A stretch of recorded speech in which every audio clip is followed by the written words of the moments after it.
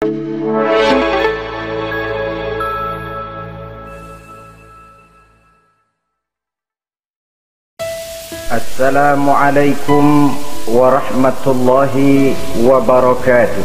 Waalaikumsalam warahmatullahi wabarakatuh. Bismillahirrahmanirrahim. Alhamdulillahi rabbil alamin.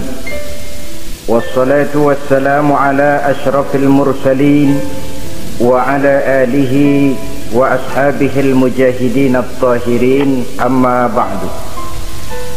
Saudara-saudara kaum muslimin rahimakumullah,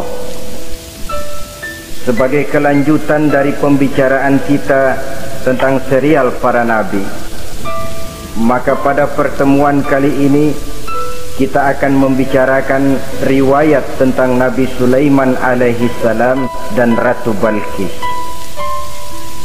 Nabi Sulaiman adalah putra dari Nabi Daud alaihi salam, yang Nabi Daud ini merupakan keturunan yang ke-12 dari Nabi Yakub. Pada diri Nabi Sulaiman bertemu kebesaran dunia dan kebesaran akhirat. Ya, beliau seorang raja, ya, beliau seorang rasul, ya, beliau seorang pemimpin agama, ya, juga beliau adalah seorang pemimpin negara. Alangkah idealnya memang jikalau ulama menjadi umaro, atau jikalau umaro adalah seorang ulama. Dengan posisinya sebagai ulama, maka nilai kepemimpinannya terpelihara dari segala macam bentuk penyelewengan. Dan dengan kedudukannya sebagai umaro, dia akan lebih efektif memberikan komando kepada rakyatnya untuk hidup melaksanakan perintah-perintah Allah. Tetapi oleh karena orang yang sekaligus jadi ulama dan umaro termasuk jenis makhluk langka, maka agama hanya akan memberikan pesan agar yang bernama ulama dan umaro saling bekerja sama untuk kemaslahatan dan kemanfaatan rakyat. Ulama adalah ulama, umaro adalah umaro. Jikalau keduanya bisa berjalan dan berdampingan dengan baik, rakyat akan jadi nikmat. Tapi kalau keduanya centang perenang, tentu rakyat akan jadi kiamat adanya. Ma'asyiral muslimin rahimakumullah, mengapa figur Nabi Sulaiman adalah figur yang bertumpu kebesaran dunia dan akhirat? Kita lihat dari sejarah bahwa Allah memberikan mukjizat kepada para rasulnya biasanya sesuai dengan kecenderungan umat yang dihadapi pada waktu itu. Umat yang dihadapi Nabi Musa alaihi salam adalah umat yang senang kepada kegagahan, suka kepada bentuk badan yang kuat. Oleh karenanya mukjizat yang diberikan Allah kepada Nabi Musa berupa kekuatan baik tongkat maupun tenaganya. Sebaliknya, umat di zaman Nabi Isa alaihi salam cenderung berbangga dengan kemahirannya di bidang ilmu kedokteran dan ketabiban.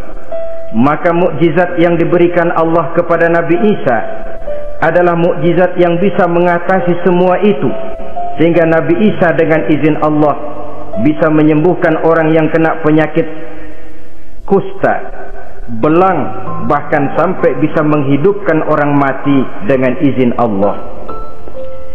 Di zaman Nabi Muhammad sallallahu alaihi wasallam, kecenderungan umat kepada kemampuan bersyair, sehingga ketika itu yang dihargai adalah ujung tombak dan ujung pena.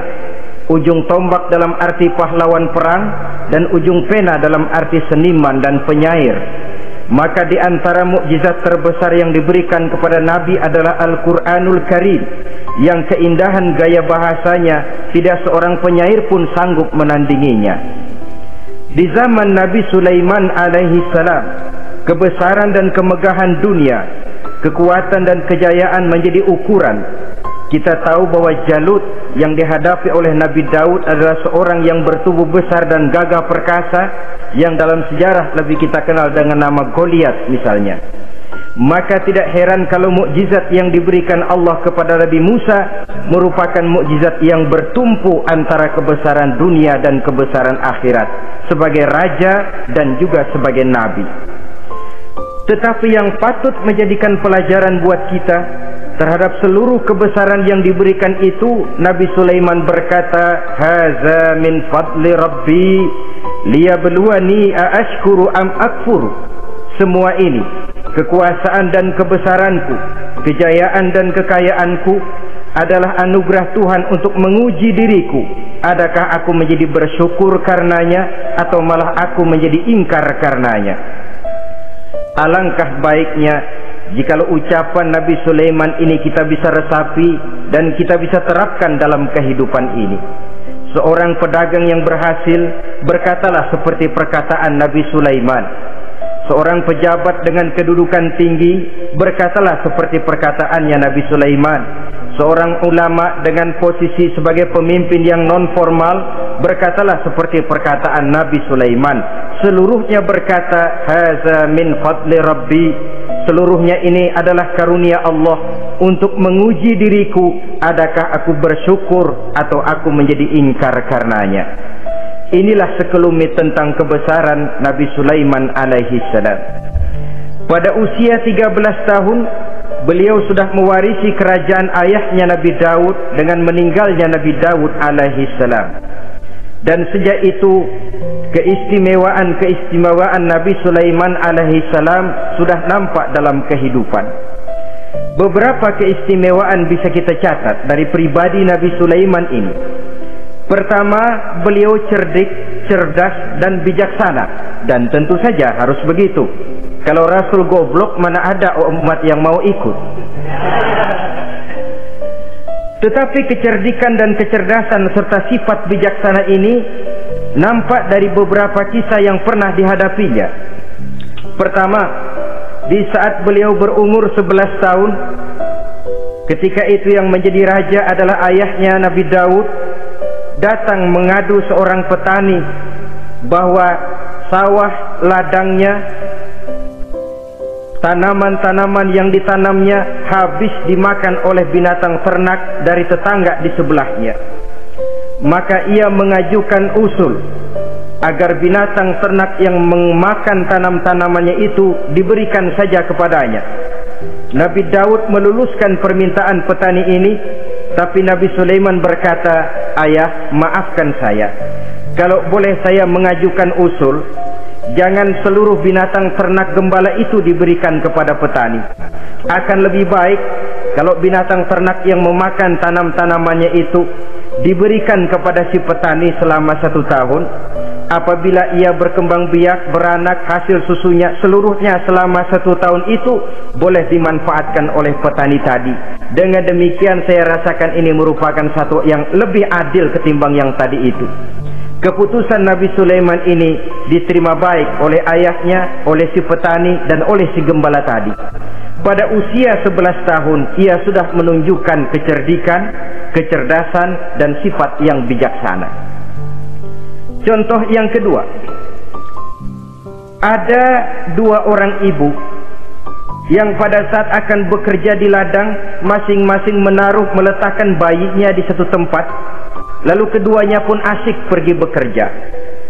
Sedang kedua ibu itu bekerja dengan asyiknya, datanglah seekor serigala menerkam salah seorang anak bayi tadi, dan kemudian dibawanya. Tinggallah anak bayi seorang. Ketika kedua ibu tadi kembali ke tempat dia meletakkan anaknya, maka keduanya lalu berebut anak yang satu itu. Jadi kasus berebut bayi rupanya memang sudah ada dari dulunya. Yang satu berkata itu anaknya, yang lain mengaku itu pun juga anaknya. Akhirnya keduanya mengadu kepada Nabi Sulaiman. Masing-masing ngotot, tidak ada yang mau mengalah. Akhirnya kata Nabi Sulaiman, "Kalau kamu berdua tidak ada yang mau mengalah, sudahlah begini saja. Berikan bayi itu kepada saya, akan saya belah 2 supaya adil. Masing-masing kamu bawa sarang sepotong." Ibu yang seorang berbinar matanya, kelihatannya gembira dengan keputusan itu. Saya setuju Nabi Sulaiman, ini keputusan yang sangat adil. Betul, belah dua saja bayi itu. Tapi ibu yang seorang malah berurai air matanya, membasahi pipinya. Ya Sulaiman, daripada Tuhan belah dua anak itu, biarlah berikan saja kepada ibu yang mengaku tadi itu. Tidak sampai hati saya melihat anak yang begini ini harus menjadi korban. Biarlah dia diasuh oleh ibu yang mengakuinya tadi, asal dia tetap hidup. Nabi Sulaiman tersenyum lalu berkata kepada ibu yang berurai air mata tadi, ambillah anak ini bu, karena ia memang benar anak ibu. Sebab sekejam-kejamnya hati seorang ibu tidak akan sampai melihat anaknya dibelah dua. Adapun engkau ibu yang gembira, engkau sesungguhnya ibu yang kurang ajar. Cuma sekedar ngaku-ngaku, buktinya anak mau dibelah dua kamu setuju. Ibu macam apa kamu anak dibelah dua setuju? Akhirnya ibu yang satu itu menerima hukuman yang setimpal karena mengakui sesuatu yang bukan haknya.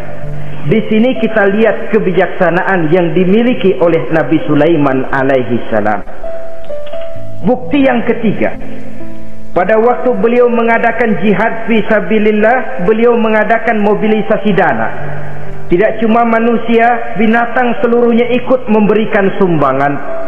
Ketika datang gajah, gajah nyumbang kerbau. Datang kerbau, kerbau nyumbang kambing. Datang kambing, kambing nyumbang ayam. Datang ayam nyumbang burung. Datang burung nyumbang balang. Datang balang nyumbang semut. Gajah yang nyumbang kerbau ngelihat balang nyumbang semut ketawa. Hei semut, balang, Nabi Sulaiman kamu berikan semut untuk apa kayak gitu kecilnya? Lihatin dong saya nyumbang kebo, kata gajah. Nabi Sulaiman tersenyum seraya bersabda, al-hadiyatu biqadril muhdi.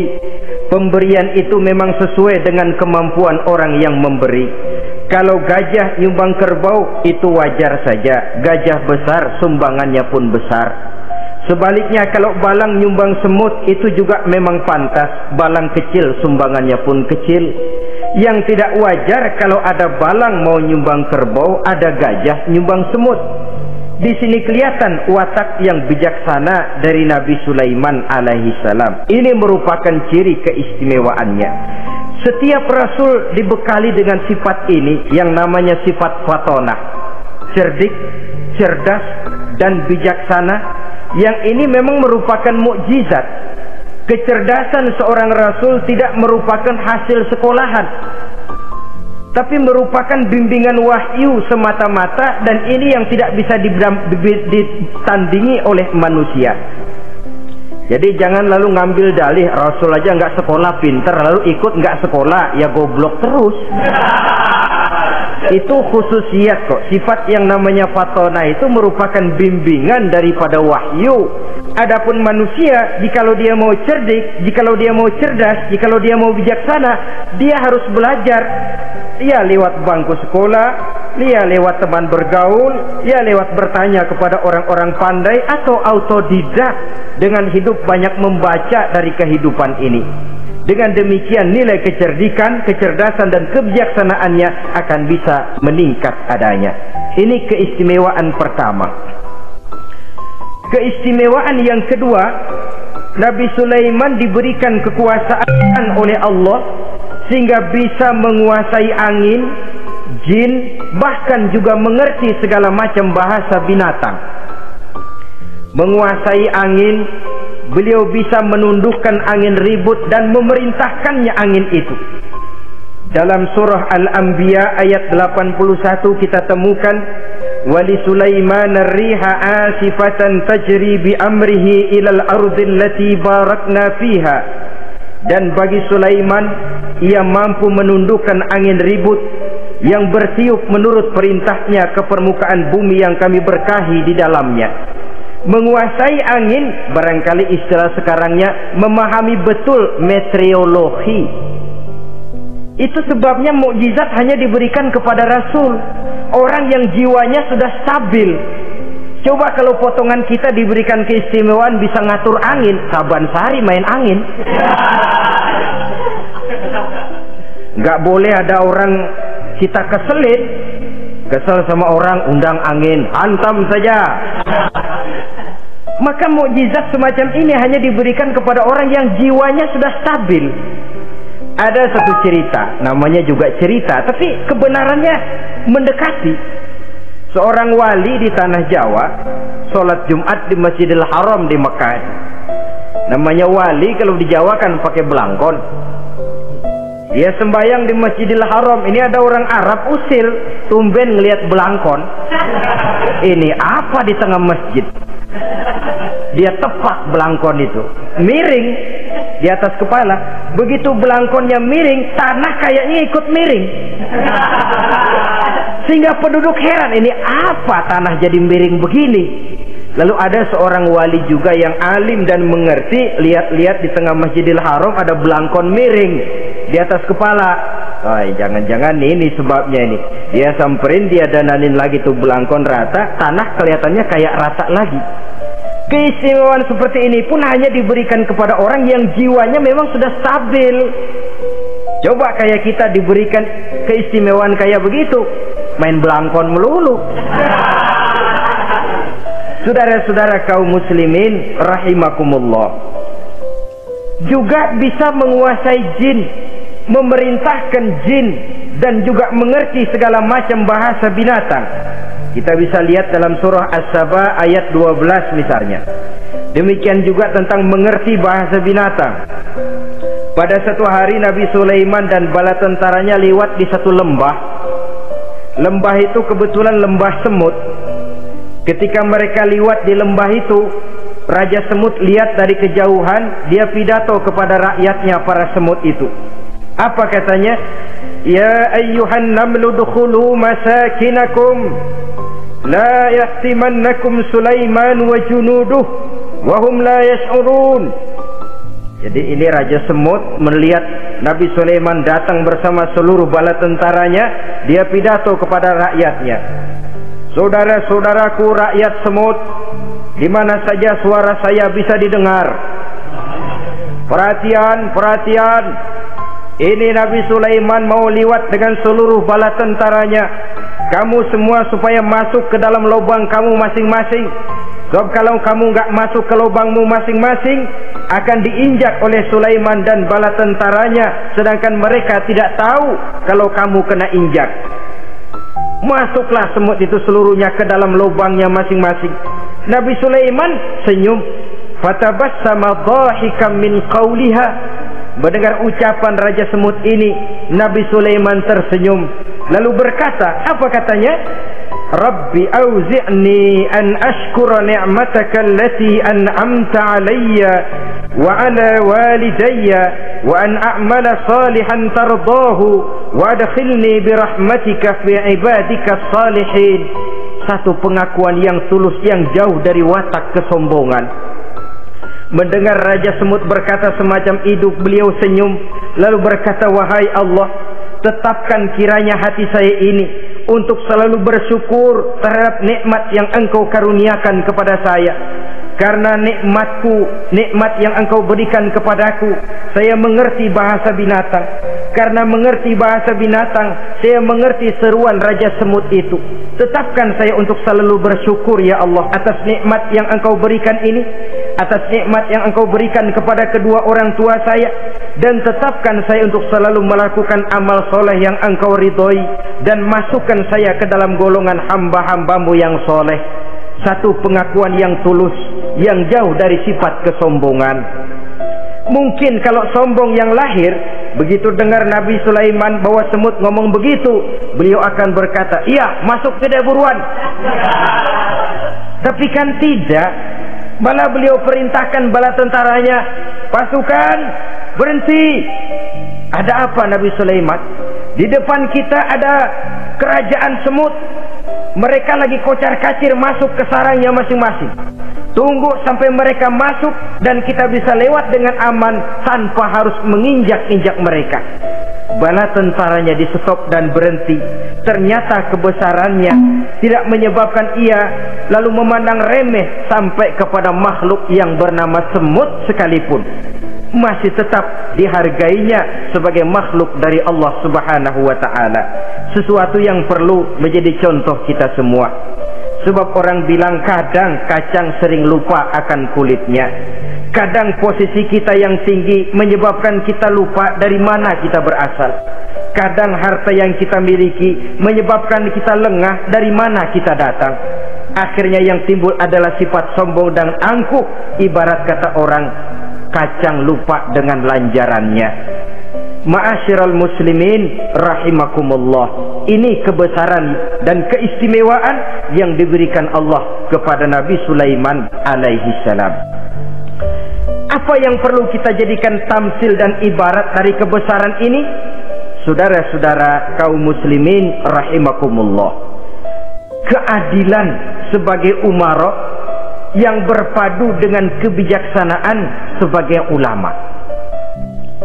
Satu hari seorang sahabat bertanya kepada Rasulullah sallallahu alaihi wasallam, "Ya Rasul, kalau pada satu saat ajal merenggut Tuan berlalu meninggalkan kami sekalian, kita berpisah untuk selamanya ya Rasul. Dalam kondisi semacam itu, azahrul ardi khairul lana am batniha? Mana yang lebih baik ya Rasul buat kami kalau sudah ditinggalkan oleh Tuan? Permukaan bumi atau perut bumi yang lebih baik?" Ini pertanyaan dengan bahasa kinayah. Permukaan bumi maksudnya hidup. Perut bumi maksudnya mati. Orang kalau sudah masuk ke perut bumi kan habis. "Ya Rasul, kalau engkau sudah tidak ada meninggalkan kami semua, mana yang lebih baik buat kami, hidup atau mati?" Bukan main pertanyaan ini. Di satu sisi menggambarkan cintanya sahabat kepada Nabi, sehingga kalau tidak bisa mati bersamaan, biarlah mati beriring saja. Di lain pihak juga mencerminkan bingungnya sahabat kalau sudah ditinggalkan oleh Rasul. Atas pertanyaan ini apa jawab Rasul? "Kamu nggak usah khawatir. Walaupun aku sudah tidak ada, kembali ke Hadratullah Azza wa Jalla, meninggalkan kamu semua, kamu tidak usah bingung. Dengan syarat, idza kana umara'ukum khiyarukum wa amrukum syura bainakum wa aghniyaukum askhiyaukum fa zahrul ardi khairul lakum min batniha." Kalau saja para umara, kalau saja pemimpin-pemimpin kamu adalah orang-orang yang terbaik di antara kamu, dan seluruh persoalan yang kamu hadapi dapat kamu musyawarahkan dengan baik, lalu orang-orang kaya di antaramu adalah orang-orang yang dermawan, ketika itu walaupun aku sudah tidak ada, hidup lebih baik daripada mati. Permukaan bumi lebih baik daripada perut bumi. Dengan catatan 3 tadi. Pemimpinmu orang yang terbaik di antara kamu, segala persoalan kamu musyawarahkan, dan orang kayamu orang dermawan. Walaupun aku tidak ada, hidup lebih baik daripada mati. Tapi sebaliknya kata Nabi, idza kana umara'ukum syirarukum. Kalau umarokmu, pemimpin-pemimpinmu adalah orang-orang yang terjahat di antara kamu. Wa amrukum ala nisaikum. Dan segala urusanmu sudah diatur oleh perempuan. Walaupun dia tidak naik di bidang eksekutif, tidak memegang kekuasaan, tapi kekuasaan bayangannya jauh lebih menentukan daripada kekuasaan yang sesungguhnya. Kalau perempuan sudah ikut campur mengaturmu, kemudian wa askhiyaukum bukhalaukum, orang-orang kaya di antaramu adalah orang-orang yang bakhil bin pelit alias kikir, maka ketika itu kata Nabi, fabatnul ardi khairul lakum min zahriha, perut bumi lebih baik daripada permukaan bumi. Apa yang bisa diharapkan dari pemimpin yang zalim, perempuan yang sok kuasa, dan orang-orang kaya yang bakhil dan pelit? Dalam kondisi semacam itu, bertemulah kita dengan yang bernama kiamat. Dan kalau sudah kiamat macam itu kata Nabi, perut bumi lebih baik daripada permukaan bumi. Maka yang kita perlukan sekarang adalah kerjasama antara ulama dengan umara. Ulama bukan umara, umara pun bukan ulama. Harus saling kerjasama dan jangan saling memperalat. Kerjasama menurut bidangnya masing-masing, menjadi yang terbaik di bidangnya. Jangan sudah jadi kiai karena ingin berpartisipasi aktif lalu pindah jadi pemborong jembatan. Tidak sadar akan profesinya. Dan orang lalu tidak bisa berkata, apaan kiai mubalik bisanya cuma ngomong saja. Sekarang kan zaman pembangunan perlu karya nyata. Mana ada ustadz kiai mubalik bikin irigasi, cuma pidato saja. Apa kemiskinan bisa diatasi dengan pidato?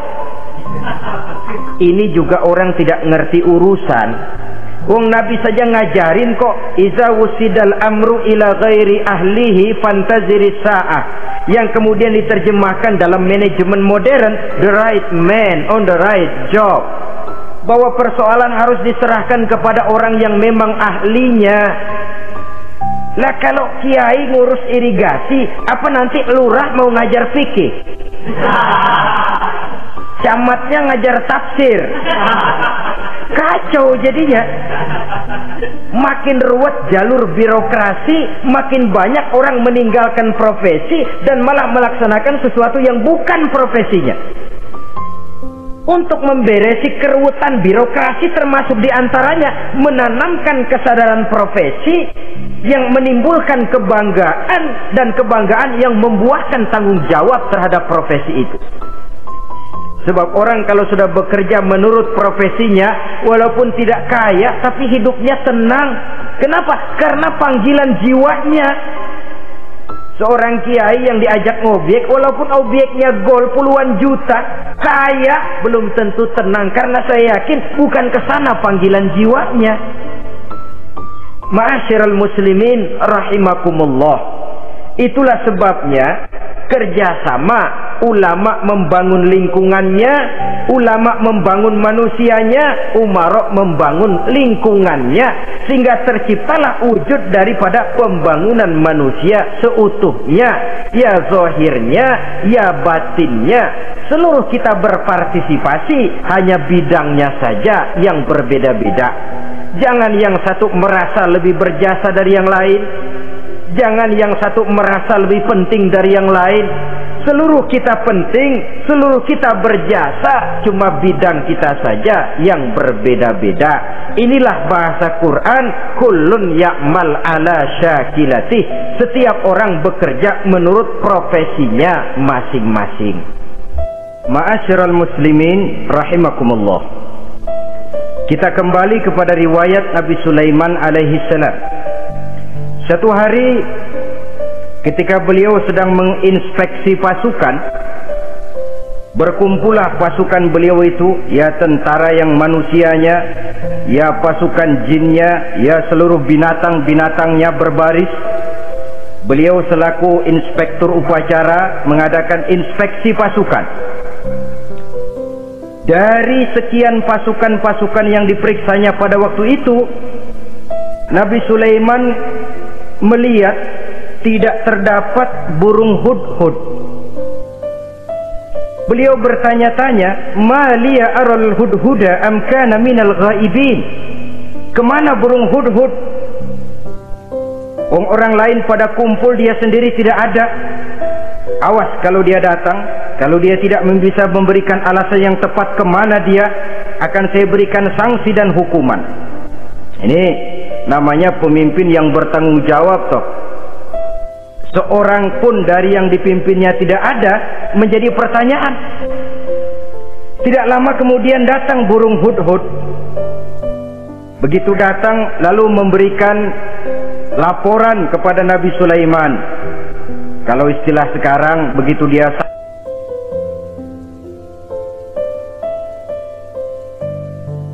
sampai berdiri hormat, lapor, kata hudhud ini.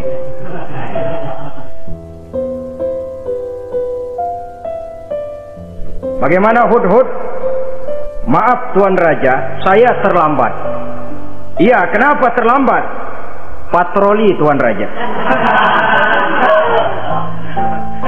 Kemana saja kamu patroli? Keliling. Lalu apa hasilnya? Inni wajadtu imra'atan tamlikuhum wa utiyat min kulli syai'in wa laha 'arsyun 'azim. Saya baru patroli ke satu negara yang bernama Sabah, Tuan Raja. Sabah, saudara tahu Sabah? Di mana itu? Dekat ibu kota Yaman sekarang. Di sana Tuan Raja, kata Hudhud ini, wajadtu imra'atan tamlikuhum. Yang jadi raja perempuan. Kalau Tuan raja besar, Tuan orang laki. Ayah Tuan raja besar Nabi Daud laki. Ini mah model Tuan Raja. Orangnya rajanya raja besar tapi perempuan. Tumben saya ngelihat ada raja perempuan, kerajaannya begitu besar. Begitu. Iya. Lalu dia jadi raja bagaimana? Ya mewarisi kerajaan ayahnya Sri Baginda Raja Syarahil. Ketika ayahnya wafat, dia naik. Walaha arsyun azim. Singgasananya besar, bagus, antik Tuan Raja. Terus bagaimana lagi? Wajadtuha wa qaumaha yasjuduna lisyamsi min dunillah.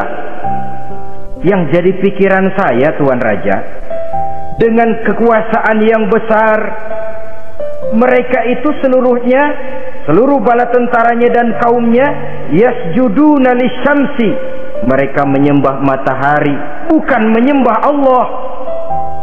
Mendengar ini Nabi Sulaiman tergerak hatinya. Waktu mendengar rajanya perempuan, kekuasaannya besar, belum tergerak. Tapi ketika sampai kepada yasjuduna lisyamsi, mereka sujud kepada matahari, di situ pribadi seorang rasulnya tergerak. Siapa nama ratu itu? Namanya Ratu Balkis Tuan Raja. Begini Hudhud, laporan kamu saya terima. Alasan kamu datang terlambat bisa dipertanggungjawabkan. Kamu tidak kena hukuman.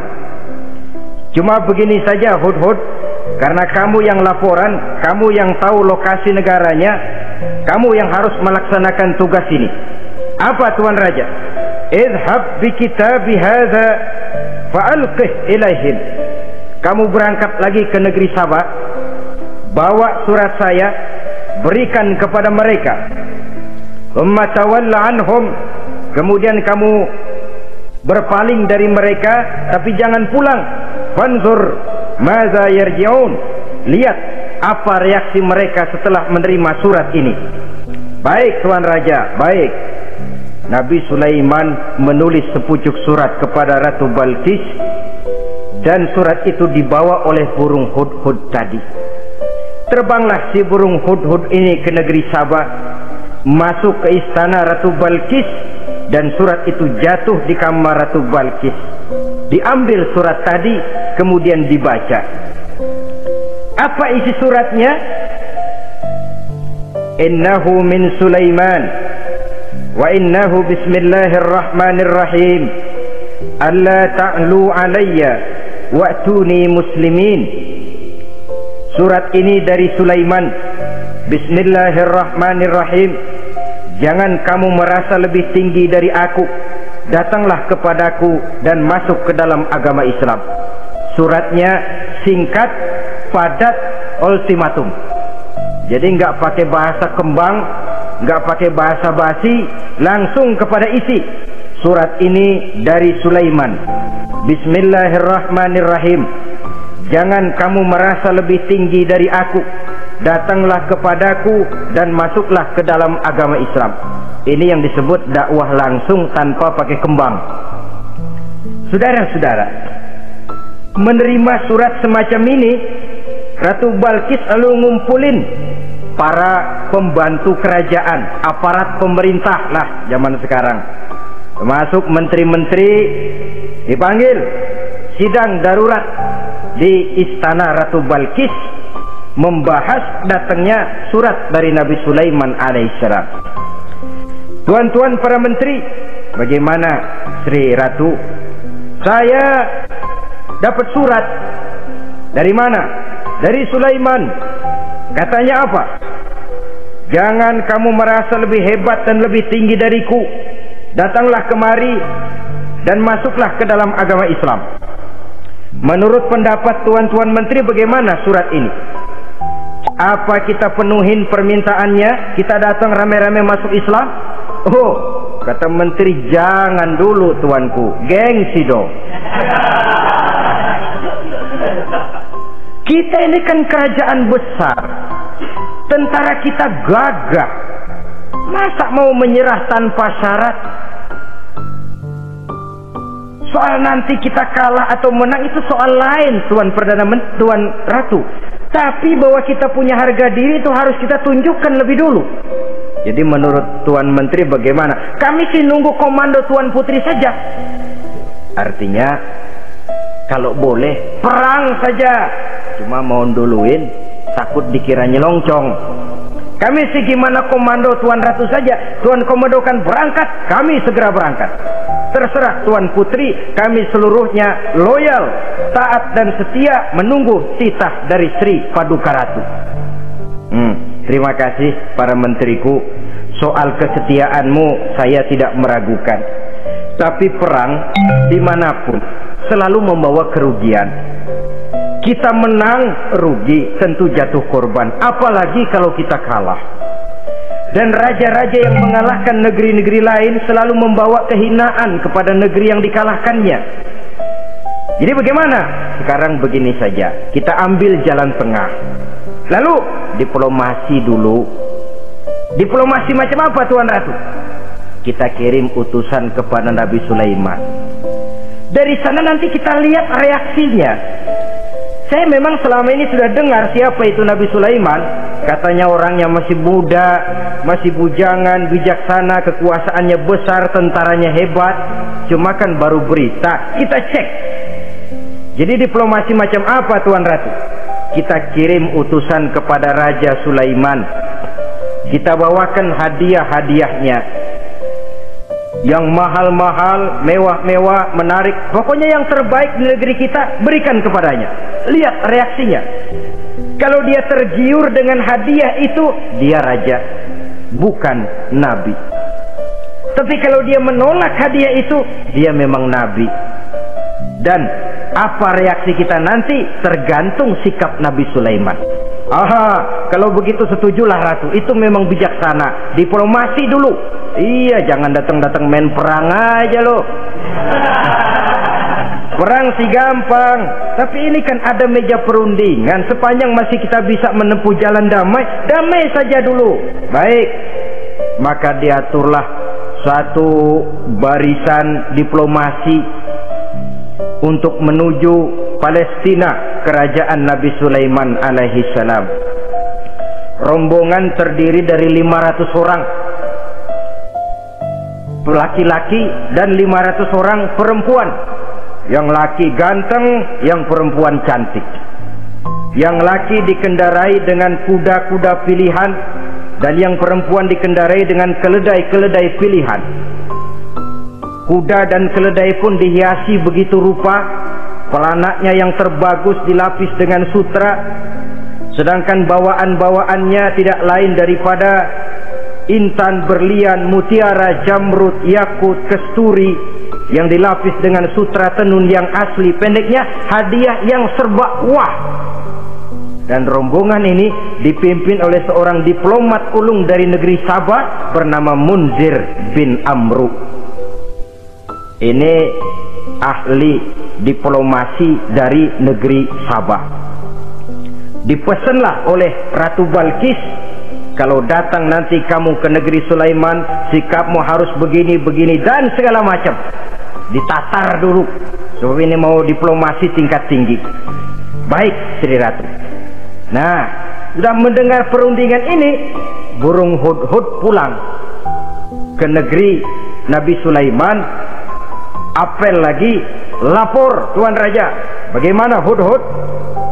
Sikapnya mereka akan mengutus utusan dengan membawa berbagai macam hadiah untuk datang ke negeri kita. Baik. Nabi Sulaiman kumpulkan tentaranya, terutama para jin. Hei tentaraku, khususnya kalian para jin, akan datang rombongan tamu besar ke negeri kita. Maka mulai saat ini saya komandokan kamu bangun satu istana yang megah, yang belum pernah ada dalam waktu yang relatif singkat. Dan lantai daripada istana itu harus dilapisi dengan kaca-kaca tebal yang bening, bawahnya diisi dengan air, diisi dengan ikan-ikan hias yang indah-indah. Baik Tuan Raja. Maka tentara Nabi Sulaiman, sejak manusia sampai binatang sampai jin, semuanya kerja bakti membangun istana yang megah. Sehingga sebelum rombongan kerajaan Sabah ini sampai, istana sudah selesai. Mereka masuk ke dalam istana Nabi Sulaiman. Begitu melihat lantainya gemerlapan air, masing-masing pada ngangkat kain. Takut kainnya basah. Waduh, ini istana kebanjiran begini. Kata Nabi Sulaiman, nggak usah diangkat kainnya, nggak usah. Ini dilapis kaca, cuma bawahnya memang kolam. Kolamnya berisi ikan. Oh, bengong, bengong, bengong aja pada melongo mulutnya. Saudara-saudara, jadi persis orang yang tinggal di puncak gunung datang ke tengah-tengah kota. Kan noraknya minta ampun. Apaan aja ditunjuk, apaan aja dilihat, apaan aja ditunjuk. Ini ya, itu ya, wah, wah, sudah semuanya serba wah. Jadi kalau istilah tingkat diplomasinya, mereka sudah kalah mental. Dan itu sudah kemenangan pertama dari Nabi Sulaiman. Sudah shock. Mereka merasa negeri Sabah kaya, luar biasa, hebat. Begitu datang ke negeri Sulaiman, mereka jadi orang norak kayaknya. Sudah kumpul, nah selamat datang tuan-tuan ke negeri kami. Ada pesan apa? Majulah Munzir bin Amru. Tuan Sulaiman, bagaimana? Kami diutus oleh Sri Baginda Ratu Balkis untuk menyampaikan hadiah-hadiah yang kami bawa ini. Intan, berlian, yakut, jamrud, kesturi, dan barang-barang mahal lainnya. Mudah-mudahan Tuan bisa menerima dengan senang hati. Nabi Sulaiman tersenyum. Lalu beliau berkata, "Atumiddunani bimalin fama atani Allahu khairun mimma atakum." Kamu mau memberikan saya seluruh hadiah-hadiah permata intan ini, padahal apa yang telah diberikan Allah kepada saya jauh lebih baik dari apa yang telah diberikannya kepadamu.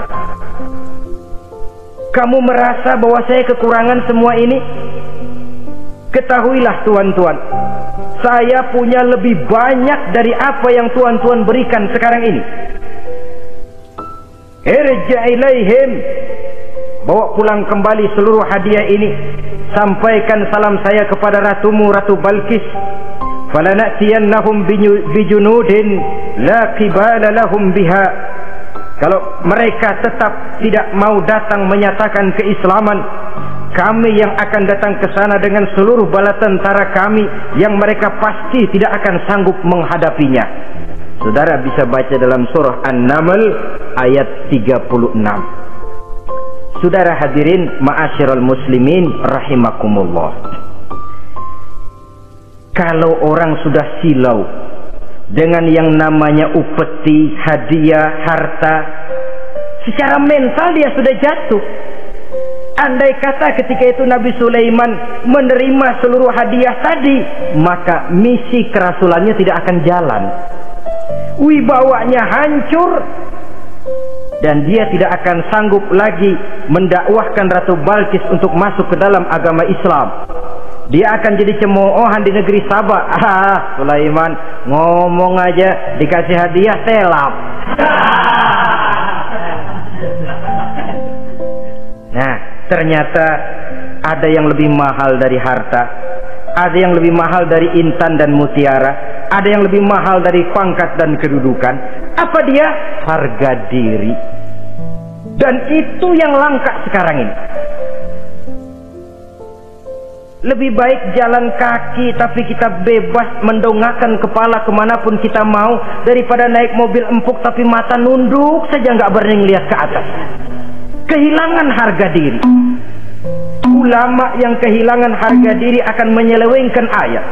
Pejabat yang kehilangan harga diri akan melakukan segala macam penyelewengan dan lain sebagainya. Harga diri sesuatu yang mahal, terutama di kota-kota besar, kota-kota yang menyandang gelar metropolitan. Biasanya harga diri ini sudah tidak dihiraukan orang lagi. Cuma untuk uang yang relatif kecil, cuma untuk kedudukan yang temporer, orang tidak segan-segan mengorbankan sesuatu yang paling mahal yang bernama harga diri. Akhirnya suap merajalela, sogok menjadi-jadi, semir pun menjamur, bahkan malah kadang-kadang jadi target. Sehingga ada pernah berita jabatan wakil gubernur katanya dikomersilkan. Siapa yang bisa memberikan sekian puluh juta dia akan naik. Ini kalau sudah begini, ya salam. Orang itu kalau memperoleh satu jabatan karena mengeluarkan banyak uang, percayalah saudara, begitu dia naik ke jabatan itu, langkah pertama yang dia lakukan bagaimana supaya uangnya bisa kembali. Bukan bagaimana bekerja sebaik-baiknya, bukan bagaimana mensejahterakan rakyat sebaik-baiknya. Karena dia merasa naik jabatan banyak mengeluarkan uang, setelah dia naik, gimana supaya pulang modal dulu. Lebihnya kalau ada, baru bekerja buat rakyat, itu pun kalau nggak keburu pensiun. Kadang-kadang malah lebih celaka lagi, kalau sudah mau pensiun baru bikin pemutihan. Wah, saya baru rajin iktikaf di masjid, pergi haji. Kenapa? Udah pensiun. Tapi waktu masih aktif, tanda tangan masih laku, nota masih dihargai, kata belece masih berwibawa, lupa berbuat untuk hari depan dirinya sendiri, yaitu akhiratnya, konon lagi untuk umat dan agamanya. Jadi untuk mengabdi, berbuat baik kepada umat, berkhidmat kepada agama, iktikaf di masjid, tuan-tuan, tak usahlah nunggu sampai pensiun. Manfaatkan posisi yang tuan-tuan punya sekarang ini untuk beribadah dengan sebaik-baiknya. Itu pun masih bersyukur, masih bisa mengadakan pemutihan daripada tidak sama sekali. Cuma alangkah akan lebih efektifnya lagi kalau itu diawali pada saat kita masih mempunyai posisi kunci. Ini reaksi Sulaiman, saudara-saudara. Diberikan hadiah yang mahal, atau midunani bimalin, kamu mau nyogok saya dengan hadiah ini? Yang diberikan Allah lebih hebat dari yang kau bawa sekarang ini. Apa yang saya cari? Oleh Allah saya telah diberikan sesuatu yang lebih besar dari yang kau bawa. Sudah, bawa pulang saja, sampaikan salam kepada ratumu. Kalau dia tetap ngotot tidak mau kemari, saya yang akan datang ke sana dengan seluruh bala tentara yang saya yakin sampean akan kewalahan ngadepinnya. Pulang, sampaikan salam saya, bawa seluruh hartamu. Diplomasi tahap pertama menang total. Nabi utusan Raja Sabah sudah kalah mental, kalah juga fisik. Pulanglah mereka dengan membawa kembali seluruh hadiah yang mereka ingin sampaikan tadi. Bisa dibayangkan mentalnya itu, ya. Sama juga kita sudah punya niat ingin menyogok seseorang, tahu-tahu yang mau disogok nggak nerima, pulang kayaknya muka kan belipet. Sulit ketemu orang. Jadi perasaan kita orang pada ngetawain aja, padahal orang mah nggak tahu persoalannya. Itu sikap mental sendiri itu. Jadi memang saudara-saudara ini berkaitan.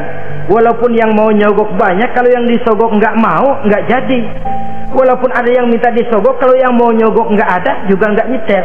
Nah ini nyetel, yang mau nyogok banyak, yang disogok pun ada. Jadilah perbuatan itu. Ma'asyiral muslimin rahimakumullah. Sampai mereka di kerajaan Sabah, mereka ceritakan itu, Ratu Balkis bengong. Ternyata yang saya dengar selama ini memang benar rupanya. Sulaiman bukan cuma raja, tapi juga rasul. Bukan cuma pemimpin negara, tapi juga pemimpin agama. Lalu bagaimana, Sri Ratu? Biar saya pikir-pikir dulu. Pikir. Bagaimana ya? Sudahlah, begini saja. Kita sekarang berangkat ke negeri Nabi Sulaiman. Saya yang akan langsung memimpin rombongan. Ada dua tujuan Ratu Balkis sebenarnya. Tujuan pertama ingin melihat dengan mata kepala sendiri kebesaran Sulaiman yang selama ini dia cuma dengar beritanya saja. Yang kedua, ada udang di balik batu. Kalau setelah Nabi Sulaiman nanti melihat kecantikan Ratu Balkis ini, dia bisa fly. Nah, istilah anak sekarang, dia bisa fly. Nah, siapa tahu kan, karena kecantikannya Nabi Sulaiman lalu jatuh hati, dan Dewi Amor pun bicara. Nanti bila mata bertemu mata, bibir ikut senyum, hati berdetak. Maka terjadilah magnet-magnet saling bersentuhan, percintaan tingkat tinggi. Kan lumayan dapat suami, dapat pacar seorang raja besar. Jadi dengan harapan ini berangkatlah Ratu Balkis ke negeri Nabi Sulaiman. Hud lapor lagi. Lapor. Bagaimana Hud? Ini Ratu Balkis yang mimpin sekarang. Baik, kita siap-siap. Begini saja, kata Nabi Sulaiman. Siapa yang bisa bawa singgasana Ratu Balkis ke sini? Jin Ifrit tampil. Saya. Berapa lama kamu perlukan untuk membawa singgasana Ratu Balkis kemari?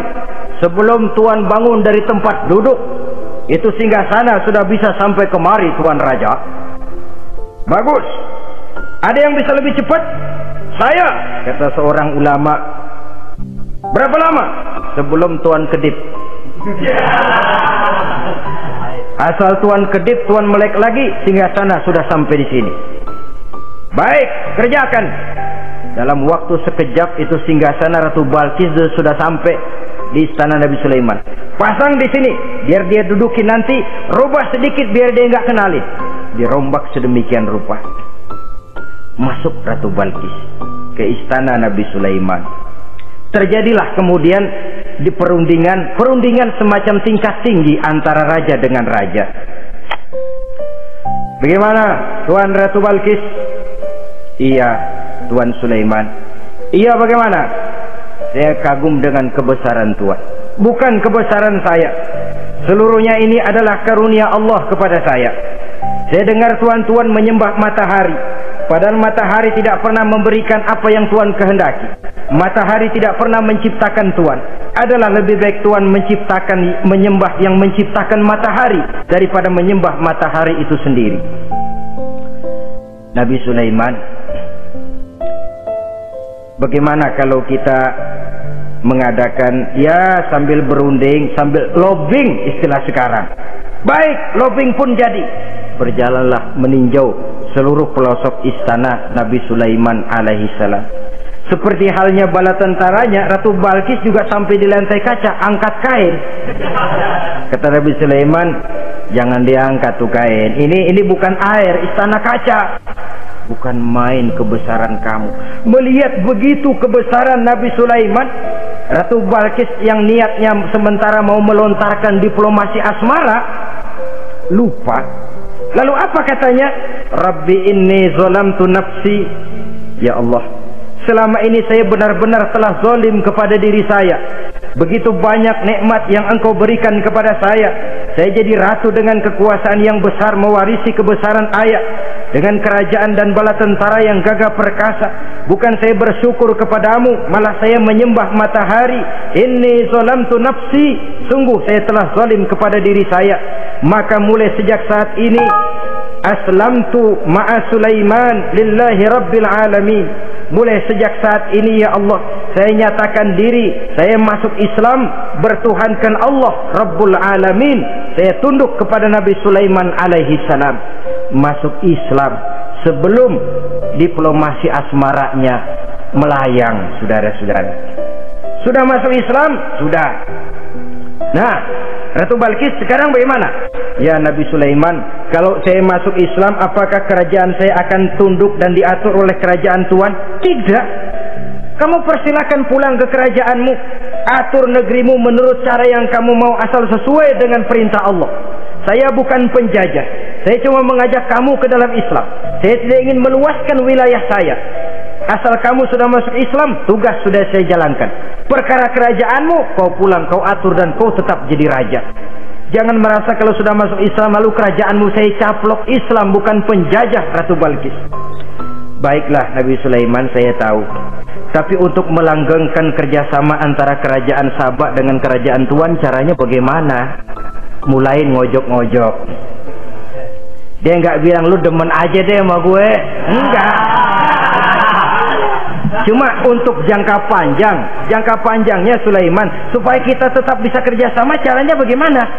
Ya supaya kerajaan berumur panjang, kau harus punya keturunan, kata Nabi Sulaiman. Itu kan berarti saya harus nikah. Memang. Tapi saya ratu. Suami saya kan paling kurang juga harus maharaja, sahansa. Ya sebenarnya sih cuma dia nggak bilang aja. Di kerajaan gue nggak ada yang setimpal, gue maunya sama elo. Itu kalau bahasa kita, cuma ini kan bahasa perempuan. Perempuan kan paling pintar nahan perasaan. Nggak kayak orang laki. Orang laki kalau lagi mabok cinta teler. Sama siapa aja dia cerita. Gue kan lagi demen sama si Ano. Lain sama perempuan, dia paling bisa jaga perasaan. Saya kalau begitu, saya harus kawin dengan maharaja. Ya kamu tinggal pilih saja, kata Nabi Sulaiman. Nabi Sulaiman, ini Perdana Menteri udah pada mesem-mesem, udah paham ke arah mana maksudnya. Bagaimana kalau kita kukuhkan saja dua kerajaan ini, Nabi Sulaiman? Saya pun setuju kalau itu kamu punya mau. Wah, ini Perdana Menteri takbir semua. Allahu Akbar, Alhamdulillah, Alhamdulillah. Sampai akhirnya Nabi Sulaiman pun menikah dengan Ratu Balkis. Bergabunglah dua kerajaan besar itu. Saudara-saudara kaum muslimin rahimakumullah. Kemudian setelah bertahun Nabi Sulaiman wafat. Tidak seorang pun tahu karena beliau wafat sedang pegangan tongkat. Ketika tongkat dimakanin rayap, rapuh, baru beliau jatuh. Orang tahu kalau Nabi Sulaiman sudah wafat. Menurut riwayat beliau wafat itu sedang sholat. Karena sholat Nabi Sulaiman cuma diri saja, tidak pakai ruku dan sujud. Menurut riwayat lain beliau sedang memandori jin dan tentaranya yang sedang kerja. Begitulah wafat beliau, kita bisa baca dalam surah Saba ayat ke-14. Setelah beliau wafat, Palestina diserbu oleh Raja Bukhtanasor atau Raja Nebukadnezar. Seluruh kebesaran Sulaiman di bumi hanguskan, istananya dihancurkan, intan permata dan kekayaan beliau dirampok, dan tinggallah kebesaran Sulaiman cuma legenda saja yang kita kenal dengan istilah Haikal Sulaiman. Legenda, riwayat-riwayat yang sampai sekarang ini masih bisa kita telusuri kebenarannya. Saudara-saudara, inilah pertemuan yang singkat ini. Walaupun serba singkat, mudah-mudahan ada manfaatnya. Dengan kesimpulan, seluruh anugerah yang ada pada kita hakikatnya karunia Allah. Marilah kita menjadi orang yang pandai bersyukur atas anugerah itu. Terima kasih atas segala perhatian. Mohon maaf atas segala kekurangan. Usikum wa nafsi bitaqwallah. Wassalamualaikum warahmatullahi wabarakatuh.